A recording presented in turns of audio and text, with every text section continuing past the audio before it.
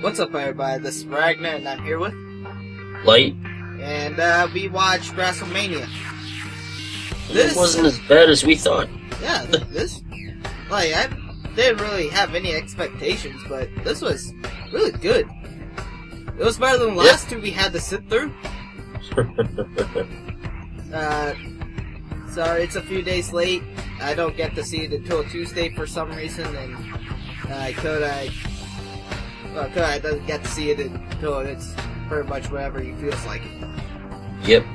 Alright, anyways, so we'll just get started. Before we start, sorry if I forget anything. Somehow I lost my notes again.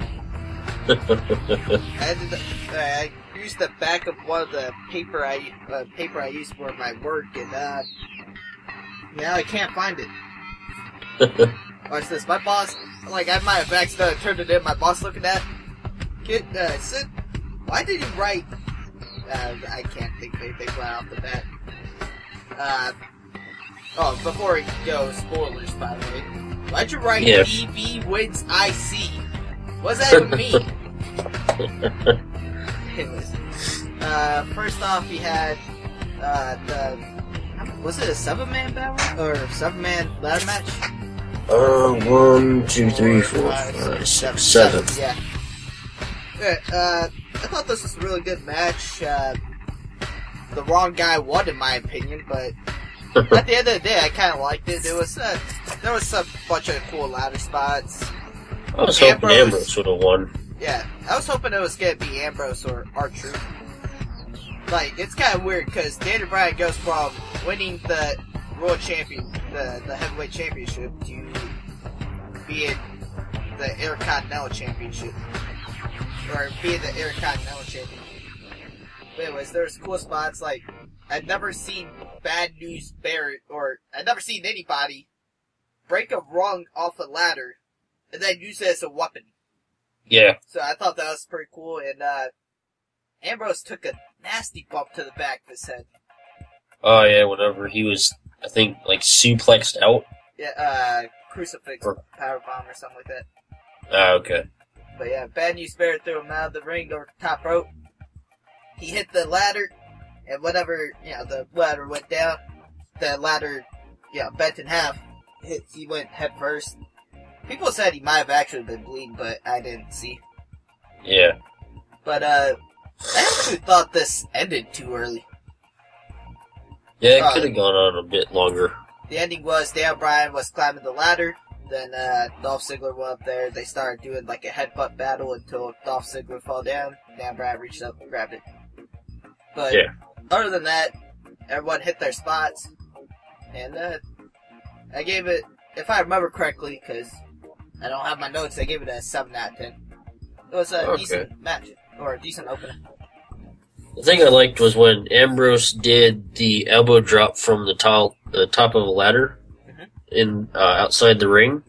Also, when, like you said, Bad News Barrett broke the rung of the ladder. Yeah. One thing that really caught my eye was the exo-atmospheric starburn, which was Stardust's bedazzled ladder. Which then ended up being used.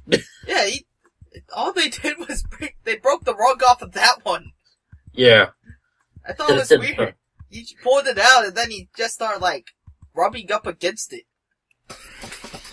And one thing that I really thought was actually really, really cool was when I forgot who did it, but there was a superplex off the ladder. Crap, yeah, I know which one you're talking about. I forgot who it was, too. And then they kept saying Bullhammer. Barrett and somebody else. It could have been. It was a white guy, that's all I remember. But, they kept screaming, Bullhammer, Bullhammer, Bullhammer. Oh, that's, Bad News Barrett's finisher. The elbow pads he wears, he turns it inside out, and then he just elbows someone in the face with it. Oh, okay. Huh. 7 out of 10. 7 or 8. Okay, so 7.5. Yeah, 7.5, essentially. Alright. Let's see, what's next? Randy Orton versus Seth Rollins. I expected this match to suck. I have to say, it's good to be wrong every once in a while. This was the best finish I've seen in a long time. But I consider it one of the best finishes I've seen in a long time.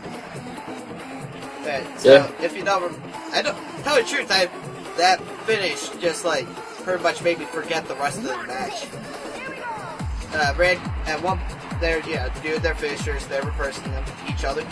At one point, Seth Rollins had Randy Orton bent over. Seth Rollins goes to do the curb stomp. Randy Orton just used the back of his neck to like push Seth Rollins up and throw him up in the air even more than RKO 1, 2, 3. Yeah. So, you know what? I may not remember the rest of the match, but screw it, 8 out of 10. When I think Orton fooled. I guess he caught hold of the rope and didn't go. Rollins did a random backflip or something. I'm not sure how. I forgot how it went. Wait, when he did when he went for the Phoenix Splash? Yeah. Oh, yeah. Alright, basically what happened was Seth Rollins went up to do the Phoenix Splash. Randy Orton rolled out of the way. Rollins kind of saw this coming, so he landed on his feet and kind of did a safety roll around it. Yeah. I was kind of hoping he was going to land it. That would have been cool. And Orton did a double DDT when Rollins' security started trying to get in. Yeah. And he did it at the apron instead of the second rope. Yeah. When he did to the outside the ring. Yeah. And Rollins, I believe, moonsaulted. I think he was on the outside of the ropes and moonsaulted on Orton. Okay. And then I forgot what Randy Orton countered, but it worked. Oh, and then, curb stomp, right? Yeah. That was probably one of the best WrestleMania. Crap, I can't talk. Best WrestleMania moment I remember in a long time. Yeah. Like, well, let me think of a few. No, that's actually it. Wait, it's between that and the ending to the Ric Flair and Shawn Michaels match. Mainly because that match made me tear up. Excuse me? One where it was like, you lose, I forgot what the name of the match was. It was, Ric Flair was basically fighting to keep his job. Okay. Or, stay wrestling. Like, the rest of the match I don't remember too well, but I just remember crying at freaking, when what's his name? Crap, I can't even remember when Shawn Michaels, Ric Flair was on his knees, he's saying, do it, blah, blah, blah. It goes to Shawn Michaels, he's over there, he kinda looks down. I'm sorry, I love you. Then he does the sweet shit music, 1, 2, 3. Anyways. Alright, anything else about this match? No. Triple H versus Sting. This was actually good. Yeah, for a 55-year-old dude, he's got some moves still. I thought the ending was kind of abrupt, if that makes sense. It just kind of like felt like, well, that happened kind of ending, if that makes sense. Because like you had Triple H do the pedigree on Sting. Sting kicked out still. Eventually, they had NWO and DX go out and beat the crap out of each other. And Sting had this baseball bat. Triple H had his sledgehammer. Triple H had it up to protect himself when Sting, tried to hit him with the baseball bat, broke in half. And then Triple H was put in the corner. He got sledgehammer, or at the end of the sledgehammer with the actual metal part on it. He just hit Sting he just more or less kind of hit Sting in the face with it a little bit. Yeah. And 1, 2, 3. So it was just like, wow, that is really horrible. And the rest of the match, I gave it a 6. But not count that. It was not count that, basically. Okay. I wrote quite a bit. Okay. First, Sting's entrance, the taiko drums going, was pretty cool, and then Triple H's Terminator entrance. Oh, that's what I forgot to talk about. I didn't get that. But obviously, their Terminator Genesis helps sponsor WrestleMania, so they're gonna do some ad. Well, like, for me, it was like, okay, here comes Sting with the taiko drums. I'm just sitting there thinking, well, wait, what? Why is there taiko drums out there? I don't remember his theme song ever having taiko drums. But I more or less just got over it. And then, here comes Triple H with the worst entrance I've ever seen him have. Alright, so it just does. I just hear the Terminator theme. I'm just like, wait, what the crap? What? Are they playing the Terminator theme? Is he gonna come out like dressed like the Terminator or something?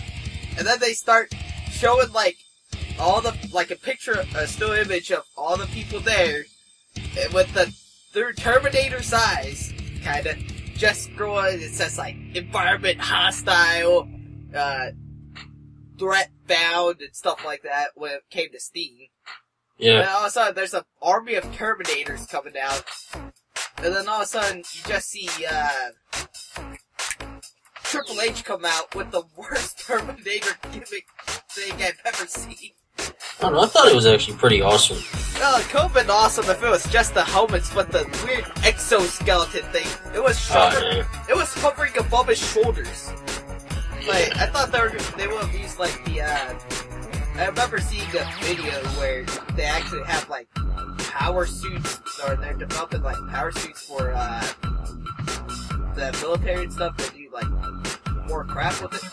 I figured if they just give them something that kind of looks like that, it would have been fine. But no, it just looked really horrible. And then, once he's up there and he's, showing off the suit for a little while, right before he comes out and walking to the ring, a bunch of people come out to get the shoulder pad things off and hand him the Terminator heads, and then he starts walking to the ring. That was like, if it, not counting the stupid shoulder pads thing, if he just came out already holding the heads, it would have been fine. But it's kind of weird having like 3 people come out and hand them to you and hope you take the shoulder pads off. Yeah. That's why, you know what, screw it. I've contemplated taking off a point just for this horrible entrance. You gotta admit, it's something that's never been done before, though. Yeah. I'm not looking forward to that movie, though. I am. I might as well. I've watched all the Terminators already, so...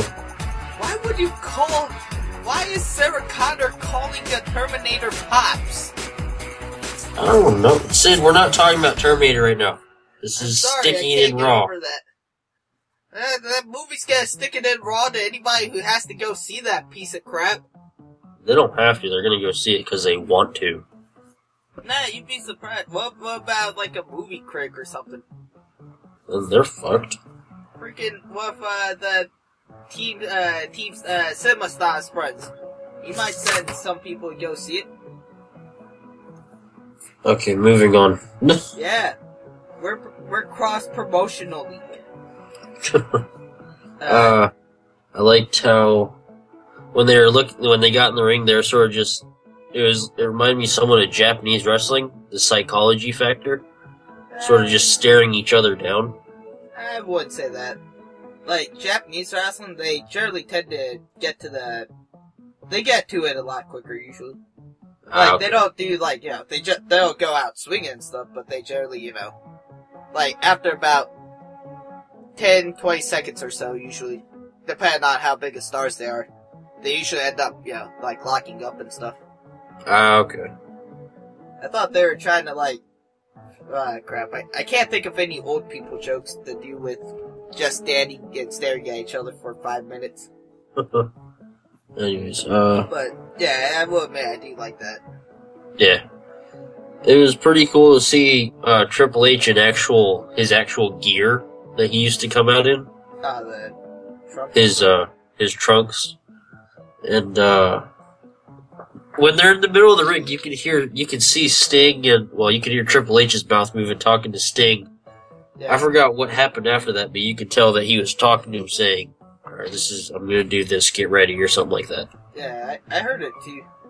You could kinda hear it, yeah, people are too freaking loud. Stupid WrestleMania crowd.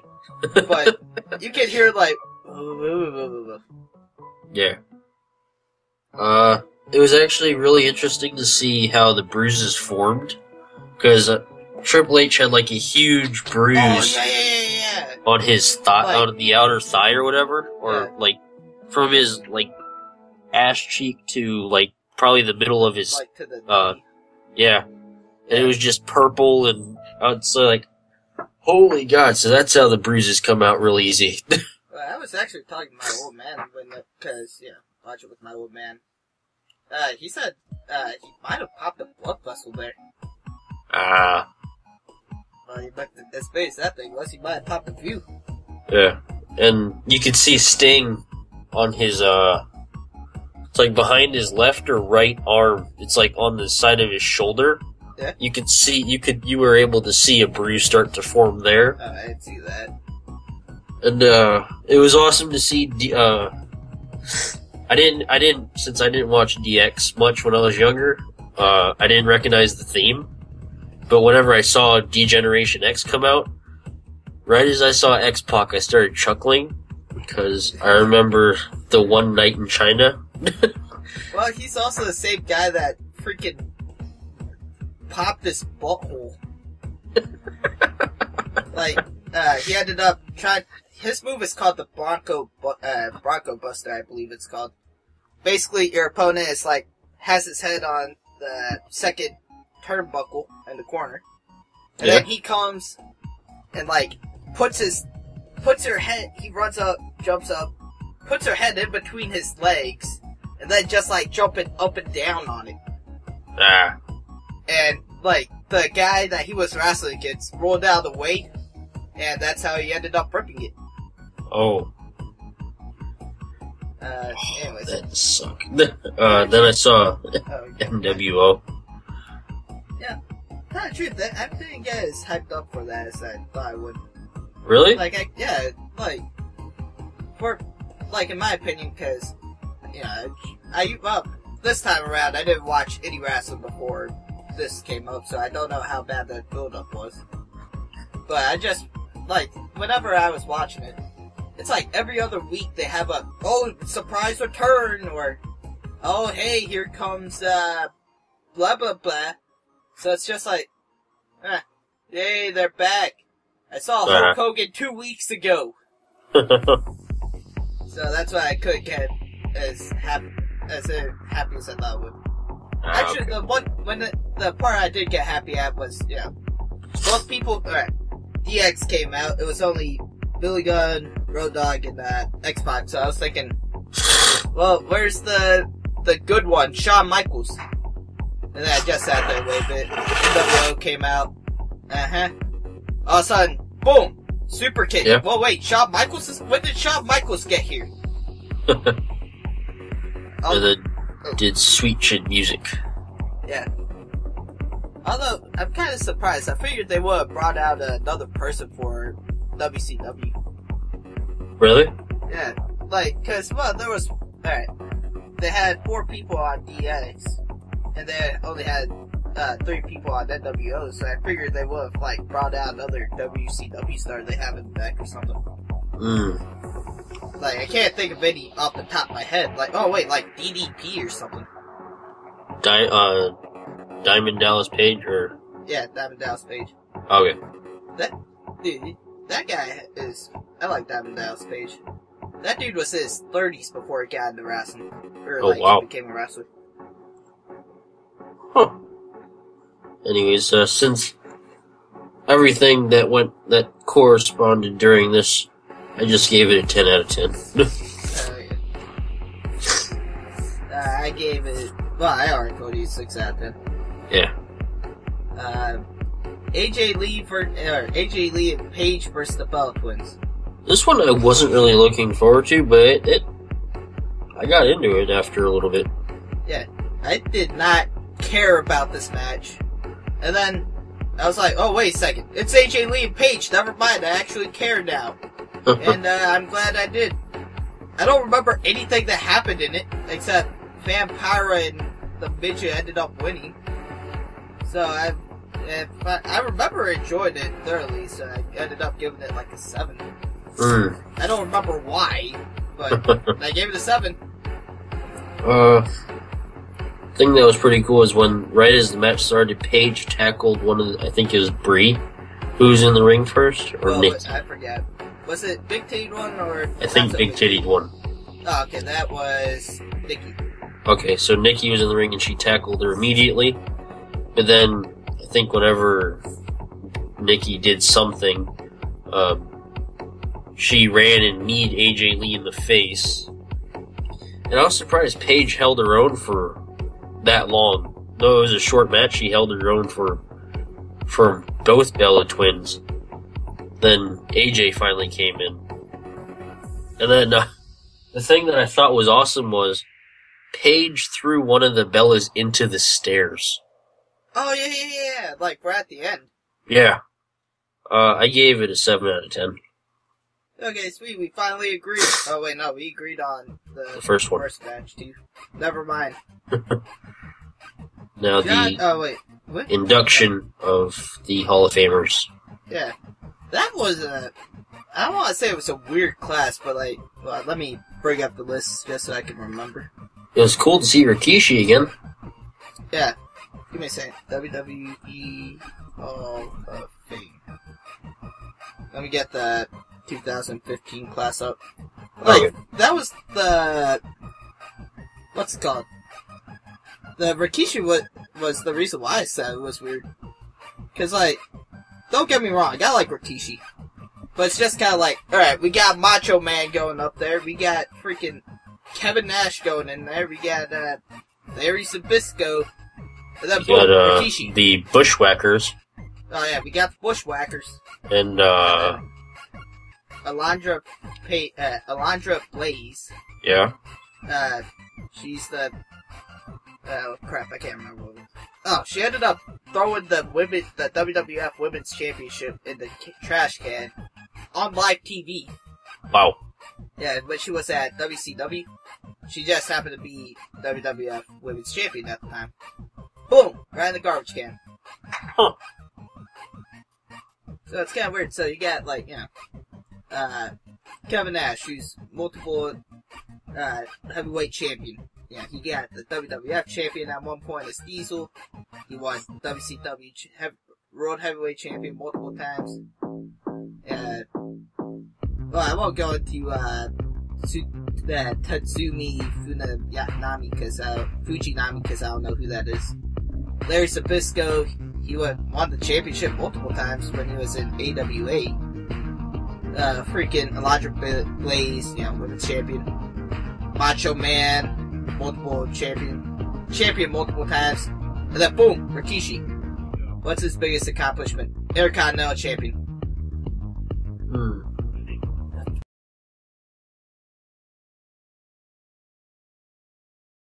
Okay. Dang it.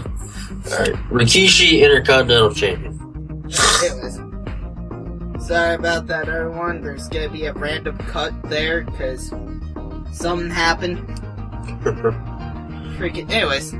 So, Rikishi, he's only been. His best accomplishment is Intercontinental Champion. That's about it. Actually, maybe. I think he may have won something at TNA. Let me check real quick. But I doubt it. He was only in it for a year. But, anyways, this little segment of WrestleMania sort of made me tear up because last year there was I forgot how old the kid was. Like 6 years old, if I remember. Yeah, 6 years old, and he was fighting cancer. And I think they knew that he wasn't gonna make it, So they took him to. So WWE invited him out to meet the wrestlers. I think Daniel Bryan was his favorite.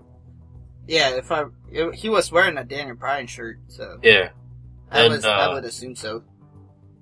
And the fact that, and sadly, Ultimate Warrior passed away also last year, right after the Hall of Fame induction on his way to the car, I believe. It's sort of, it's nice that they made an award and gave it to the kid, Connor the Crusher. I forgot his last name. I can't pronounce it. Yeah, it starts with an M. It's like Mikulek or something. Mikulek. Let's just call him Connor or the Crusher because I don't want to butcher his last name. Yeah. So they inducted the Crusher into the Hall of Fame, technically, and that part sort of it added to this. It's a comment that Daniel Bryan made. He said, "Have you ever met someone that just stole your heart away?" That was Connor. So, and I started getting almost teary-eyed because, I mean, the fact that WWE honored him and the kid got to meet his hero. Triple H got beat by the kid. Yeah. And so they did all this. So it makes me really happy to see that, to see they honor someone who wasn't part of the WWE. Yeah. So, I mean, it just surprised, to be honest, it surprised me. I didn't think they would. But, then again. It was pretty cool that he was the first one to ever get that award, though. Yeah. But yeah. Yeah. Yeah, let's move on before we bring everybody down. Alright. Although, this really unfitting music for this particular part. It's like, alright, well, sadly, this kid died. Weird, dancey techno music. Or more like weird, scary techno music. Okay, so now, Rusev versus Cena. Alright. Wait, when was the, Rock thing? The Rock thing was right after this one. Oh, okay, alright. John Cena versus Rusev? Better match than I thought it'd be. Yeah, well, it turned out to be better than last time. I just saw a tank and I just freaked out. I thought the wrong guy won it in the end, but this is the story with the majority of these matches, but, all the people that wanted to win didn't win, but that was I didn't care. I was just like, okay, I want R-Truth. Well, actually, the Daniel Bryan one was the only one that I really cared because I didn't really get satisfied with the ending to that. But Randy Orton versus Seth Rollins. Okay, well, yeah, Randy Orton won, but I liked it. It doesn't matter that Seth Rollins lost. Yeah. Then Triple H versus Sting again. I didn't care either way. It just ended too abruptly. But anyways, John Cena beat Rusev, and I did not care. I thought it was a bit an ending for the most part. Yeah. Although I like how John Cena is trying to implement new moves and stuff, but he tried to go for a springboard stunner. I don't think I ever heard of anyone ever going for a springboard stunner. Is that what they call a tornado DDT? No, tornado DDT is alright, it's generally some guy is sitting on the turnbuckle, right? Yeah. He's holding his opponent's head, he jumps off, kind of twists in the air, and, does a DDT. Ah, okay. This was just a springboard stunner. I'd never heard of one in my life. Alright, before anyone asks, John Cena just went up to the ropes, bounced off the second ropes towards Rusev, with his back towards Rusev, grabbed Rusev's head and just did a stunner. It was weird. But I have to, I really can't, what's that word? I really can't do it. Oh crap, my PS4's on. Sorry about that. Anyways, I I have to praise him for trying to do something different. Yeah. And at one point, John Cena did the FU for the finish, and people, for the most part, seem to have enjoyed it. I gave it 7. Oh, okay. One thing that really made me laugh was Lana threw her shoe into the ring. and that was weird. I didn't get that. The way I looked at it was when obviously Cena saw the shoe fly near him. And I remember whenever I think Rusev was still down, he was talking to it looked like he was talking to her, like, did she just throw her shoe? Keep an eye on her, okay? that was weird. Like, at first I thought someone, like, from the crowd threw a shoe in there. Like, I thought people were going ECW. Actually, have you ever seen that thing? Nope. I forget what it was called, but there was one point in ECW, right? Yeah. It was, I believe it was Terry Funk versus Mick Foley. Terry Funk was laying in the middle of the ring. Mick Foley looks out to the crowd. Hey, one of y'all throw me a chair. And then everyone in the crowd proceeded to throw chairs into the ring on top of, Terry Funk. Oh man, you'll never see wrestlers like Mick Foley again. Well, Mick Foley didn't want that to happen. He just wanted one chair, not freaking 100. And, I forgot who it was. Oh wait, no, it was CCW. CCW actually tried to do something like that. Some guy with... 7 out of 10. 7 out of 10 for that match? Yep. Are you saying? Anyways, I don't know who it was, but one guy was laying in the middle of the mat. The person still standing is just like, alright, go on, throw him in here. And then he just walks out of the ring while people threw chairs in there. They didn't even pin the guy. He didn't even pin the guy right afterwards. Right. When you pin someone in wrestling, both shoulders are supposed to be on the floor on their back. Mm-hmm. Like, yeah, flat on the floor on their back. This guy was laying on his stomach, and he just more or less put his hand on the back. 1, 2, 3. No one knows how to wrestle anymore. Someone actually did that on WWE a few months back, dude. Oh wow! Not the blonde Funkadactyl. Like, she tried to pin someone by doing the splits on top of him, and the person was on the stomach. She was like, "Come on, start counting." And the referee's like, "No, she's on her back or on her stomach, you moron." And then she rolled her over and just kept on wrestling. Anyways, 7 out of 10 for both of us. Yep. Alright. Undertaker versus Bray Wyatt. The Rock segment. Oh, okay, that too. Alright, I really can't judge this particular segment because I really needed to use the bathroom and I couldn't go.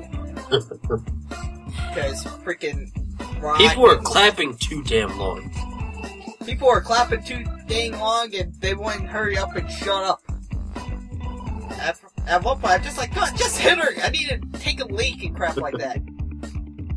But no one got hit except for Triple H. Yep.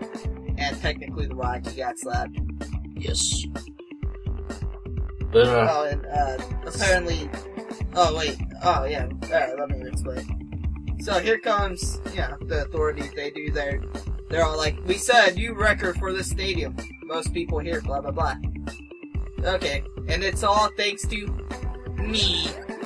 And then, Authority did their heel thing. Here comes The Rock saying, hey, these people pretty much help you, blah, blah, blah. People owning, like, Triple H is like, I own everyone, and stuff, and then that's when The Rock came out and said, you don't own everybody. And then he kept saying, I'm an East Bay boy. Yeah. Where did this show take place? This took place in San Francisco. Wait, what? Wait, hold up, wait.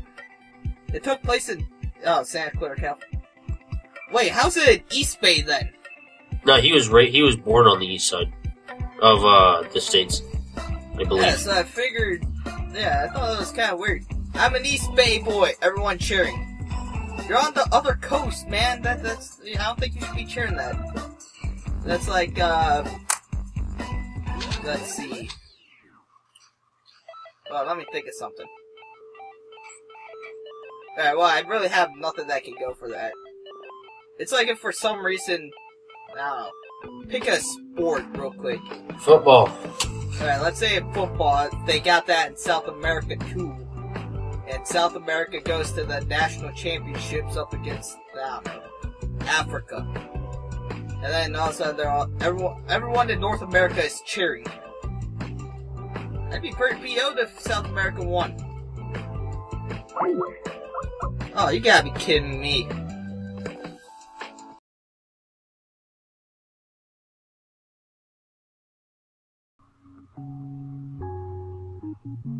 Alright, there we go. Should be good for now. Okay. Alright, wait, what were we talking about? Oh. Yeah, I'm just gonna cut it out whenever I start getting into freaking... That's great. Whatever. Let's just move on. Alright. Alright, Undertaker versus Bray Wyatt. Easily the worst match of the night, in my opinion. Excuse me. Started off way too slow, in my opinion. Although it did get better by the end. Yeah. Like, I like the... I forget what happened, but Bray Wyatt starts doing the whole Exorcist little back freaking thingy. And then Undertaker just abruptly gets up and scares the crap out of him. He does the, Undertaker setup thing. Bray Wyatt just looks in shock. And from why they go back to beating the crap out of each other. Undertaker tombstone Bray Wyatt for the finish. Twice. I like seeing the old school, the 300-pound leg drop. Definitely Tombstone Pile Driver was the best part. And obviously Bray does Sister Annabelle. Or Annabeth. Abigail. Or Abigail. I name everything Annabelle and I just don't go Abigail. I don't know why. Anyways. Really? I figured you would. Freaking King Diamond, man. He had 2 albums named Abigail. I don't know what they're about. They don't say someone named Abigail. I kind of got that. I give this match 7 out of 10. There. Give me a second. Let me turn you up a little bit.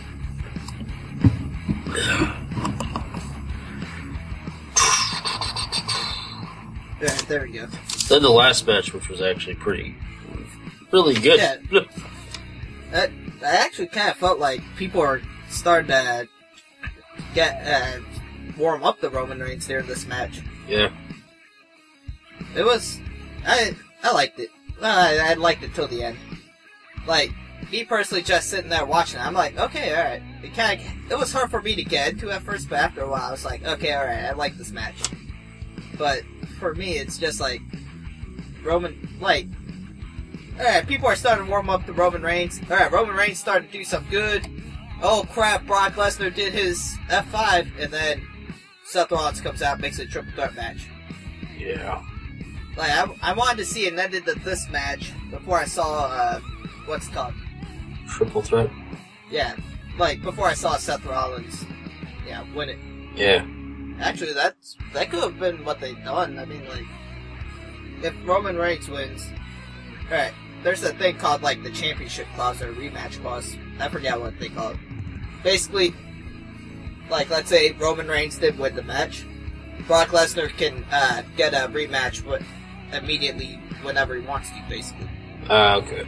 So what I figured would have happened is Roman Reigns beats Brock Lesnar, gets the championship, and then Seth Rollins comes out, beats Roman Reigns, and they could have just turned it into an actual triple threat match because Brock Lesnar needs his rematch, and Roman Reigns does.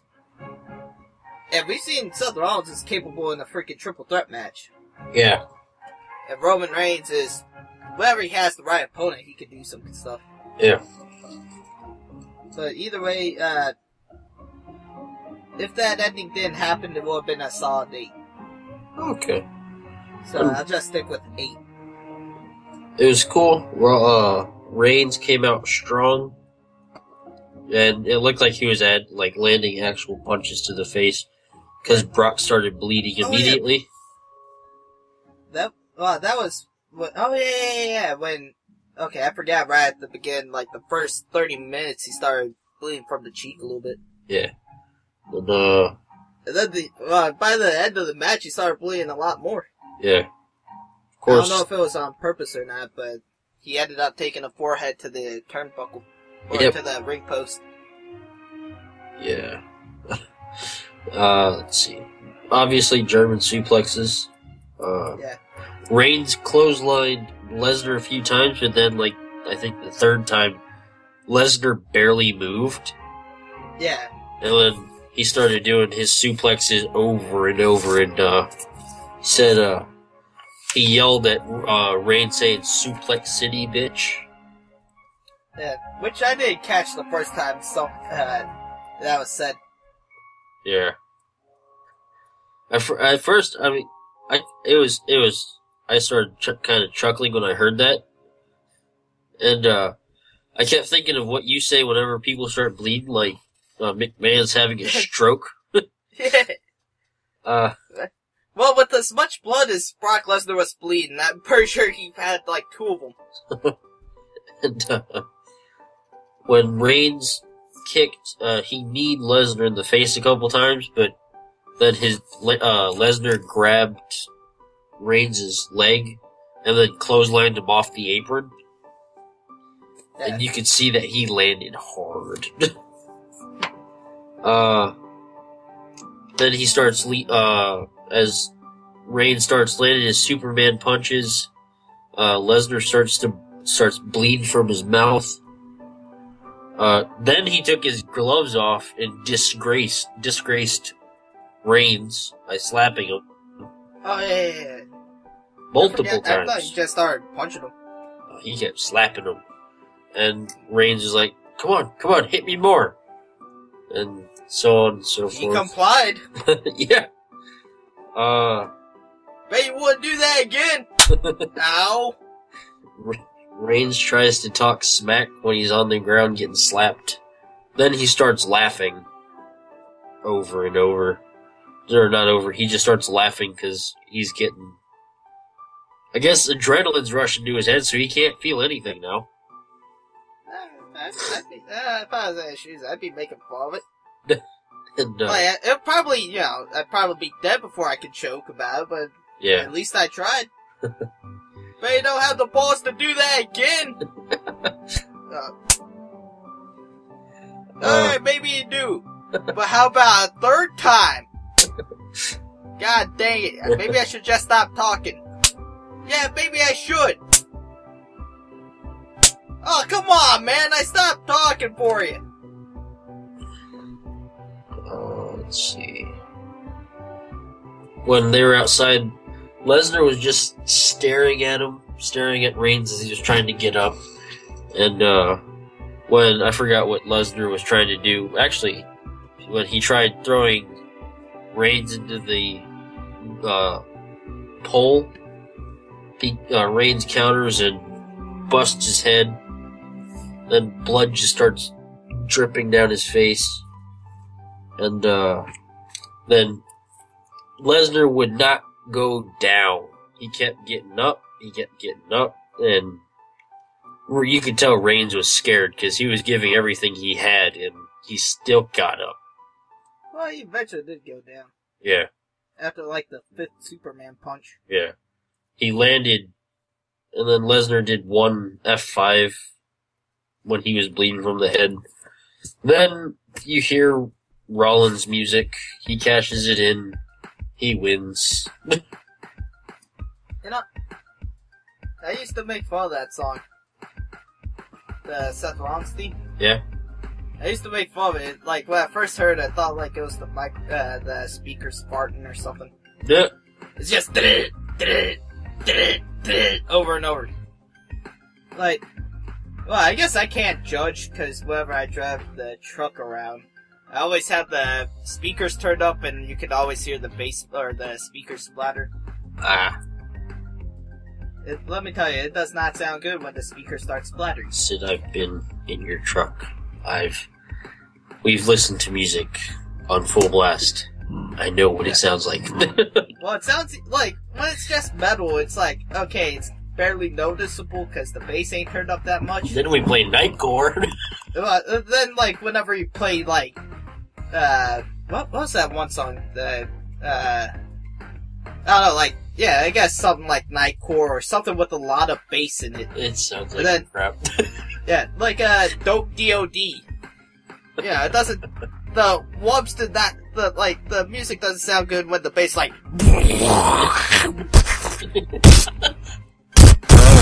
over and over. That actually sounded like your truck. Anyways, that truck has gone through many troubles. Yeah. And it's still running. Hey, that thing's over 20 years old. I want that thing in a museum when I die. I think it turns 20 this year. That's a 95 Datsun, correct? No, it's 91. Okay, then it's 20-some years old. 24 now.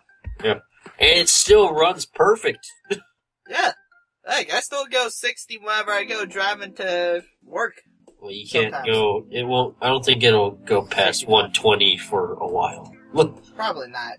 I did break 100 once going downhill. Yeah, that was downhill. Let me tell you, don't do that. That's not a pleasant experience. And we don't mean 100 miles an hour, we mean 100 kilometers an hour. That's not as fast as 100 miles per hour. Which is about 60 miles per hour here. But it's still freaking scary. Yeah. Especially when there's a police little office right at the bottom of that particular hill. I just wanted to see if it'll go past 100. And it did. And it did. And you took it on the highway, right? Once. Yeah. So you have to stay 80, but... Yeah.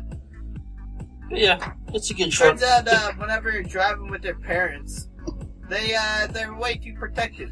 Don't go past 80, son. Whether that guy and all these people are going like 2 million. They can't break Mach 5, apparently. Either way, anyways, good show.